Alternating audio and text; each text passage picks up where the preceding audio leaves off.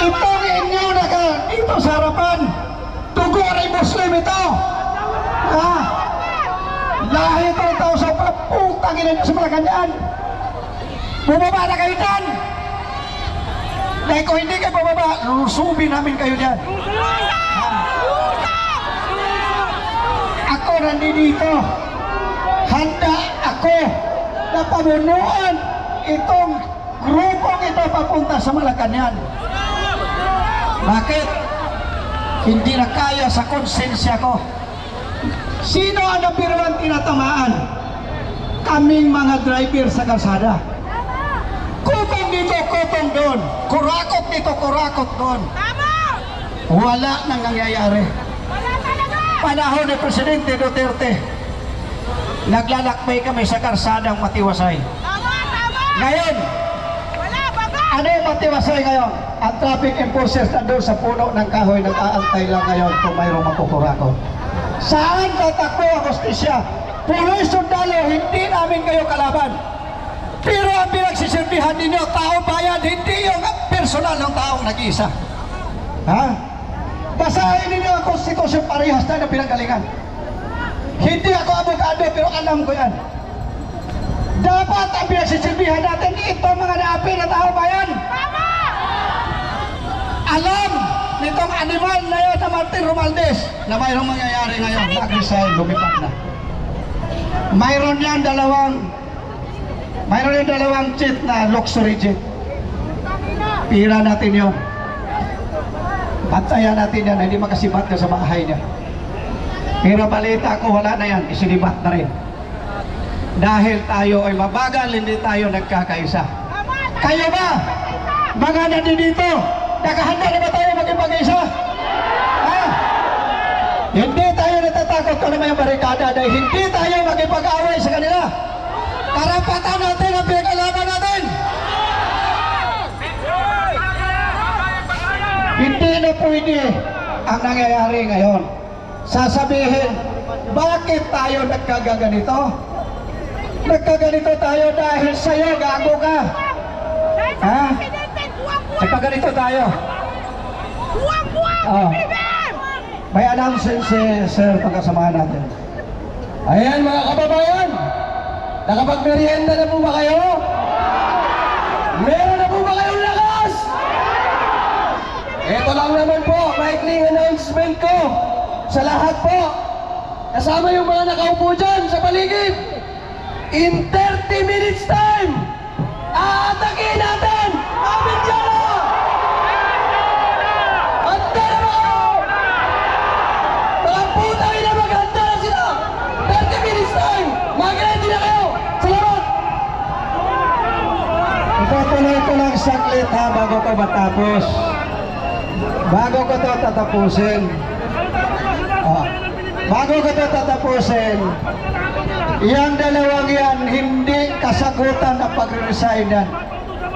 Si Martin, hindi kasagutan na pag-resign. Gusto lang nilang pagtakpan. Alam niyo ba, bawat kain natin, nagbabayad tayo ng buhis, pero saan nila dinala sa bulsa? Ha? Ito, alam ko maraming nanonood. Pakinggan ninyo ito. Ito yung mga maliliit na manggagawa. Hindi pa hawak ang sweldo, niluloko na tayo. Sila ang nauna na kinabang sa sweldo natin bago tayo. Kaya dapat panindigan tayo, ipakita natin ang lakas sa manggagawa. Dahil ilan lang ang mayayaman kaysa ating manggagawa. Maraming salamat sa ating lahat. Mabuhay kasama iso! Mga kababayan, dumating na po tayo sa punto na kinakailangan na natin kumilos. Handa na ba tayo lahat? Handa na ba tayo pagpapahay ng parang? Handa na ba tayo? Handa na tayo? Mula dito, tayo ay lalakad sa palasyo ng Malacanang. Doon na daan! Doon na daan!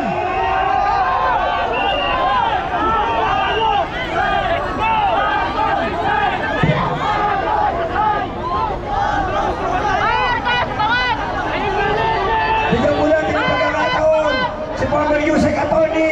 Ahmed Buwan. Magandang Magandang hapon po sa inyong lahat.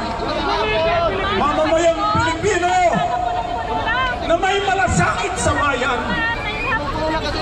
Aking inaalay ang awiting ito.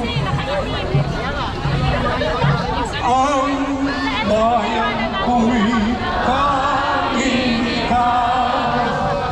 Pilipinas kong mahal sa puso ko.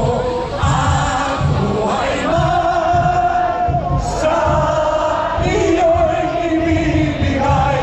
Tungkulin ko'y kagampanan na lagi kang paglingkuran. Ang laya mo'y babantayan. Pilipinas kong ina. Mga kababayang Pilipino na nagmamahal sa ating bansa, aking hinihimok na tayo ay magkaisa at sumigaw na Marcos resign! Marcos resign! Marcos resign! Marcos resign! Marcos resign! Marcos! Ikaw ang dahilan sa sakit ng bayan ngayon. Kung baka ikaw ay isang kanser.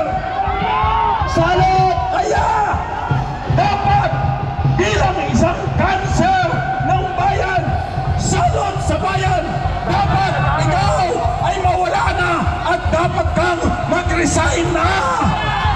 Marcos resign! Marcos resign! Marcos resign! Marcos resign! Marcos resign! Ang bayan ko'y gagampanan, Pilipinas kong hina. Maraming salamat po!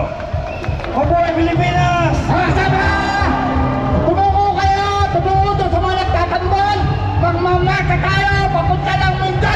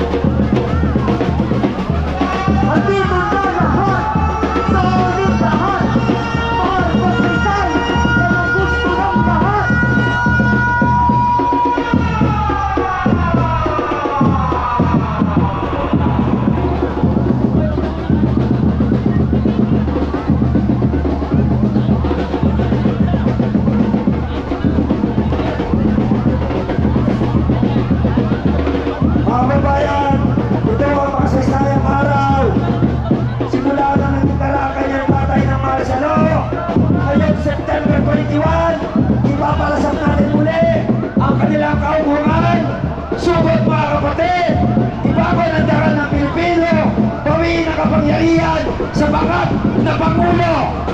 Marcos Rizal! Marcos Rizal! Marcos Rizal! Marcos Rizal! Marcos Rizal! Ano? Marcos Rizal!